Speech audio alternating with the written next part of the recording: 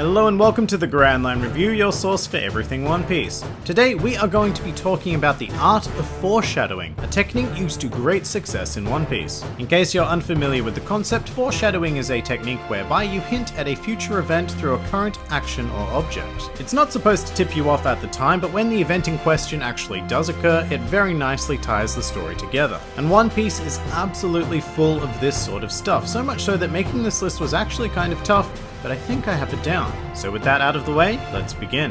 Welcome to the top 5 foreshadowed events in One Piece. Number 5. The Franky Drawing.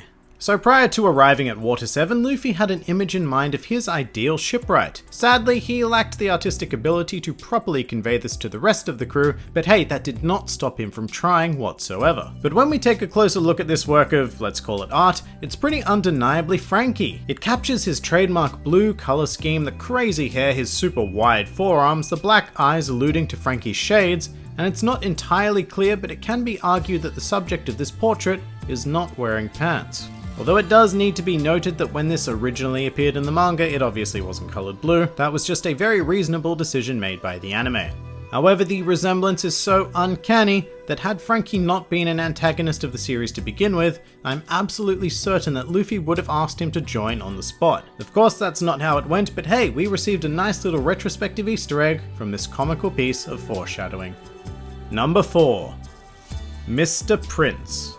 So it was only very recently really that Sanji's character was turned completely upside down and he was revealed to be literal royalty as Prince of the German nation. This was a pretty huge shock to me because I think it's a pretty bold move to take a character who we've known for almost 2 decades and all of a sudden add this huge amount of backstory and personal struggle, but hey, it worked for the most part. And as it turns out, it wasn't as sudden as I may have thought because the idea of Sanji being a prince was planted into the series incredibly early on in the grand scheme of things. Whilst in conflict with Baroque work, Sanji began referring to himself by the alias of Mr. Prince. And this is quite funny because when his father essentially released him into the world, pretty much the only thing he told Sanji was not to mention his heritage. But what does Sanji do? At the first sign of creative thinking, he refers to himself as exactly what he is. But hey, it was a really cool little tidbit to throw in that shows that Oda has these huge stories in his head and that we only ever get to see a fraction of the world he's built. Number 3. Usopp's Lies.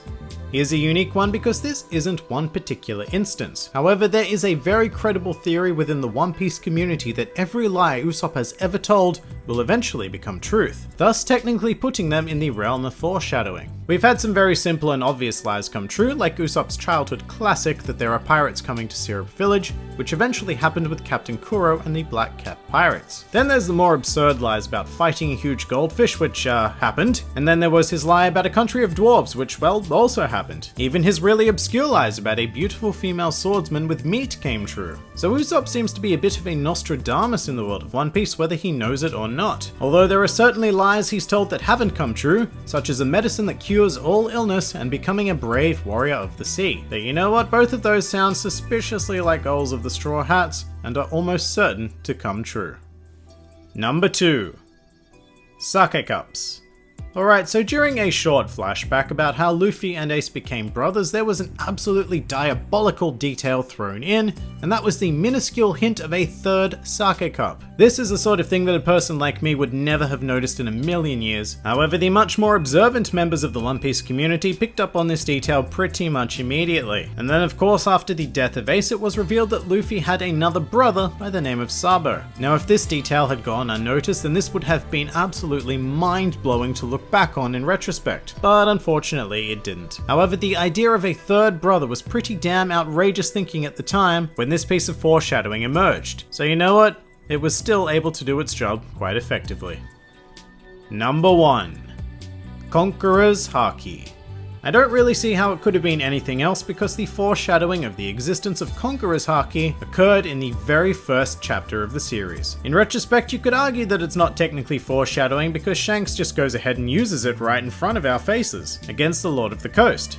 but that's precisely why this moment is so brilliant. We get shown exactly what Conquerors Hockey is, and then as a collective audience we all just completely forgot about it and moved on with the series, until we finally discovered it properly more than a decade later. And that makes it the perfect piece of foreshadowing, because we weren't looking for it, we weren't thinking about it, and then bam, it just hit us. And now looking back on it, Chapter 1 is just mind-blowing these days.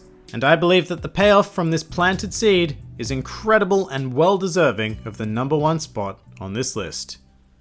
And that pretty much does it for the top 5 foreshadowed events in One Piece. If you enjoyed this video, then feel free to like, favorite, or subscribe, and please comment with your own favorite foreshadowed events. This has been the Grand Line Review, and I'll see you next time.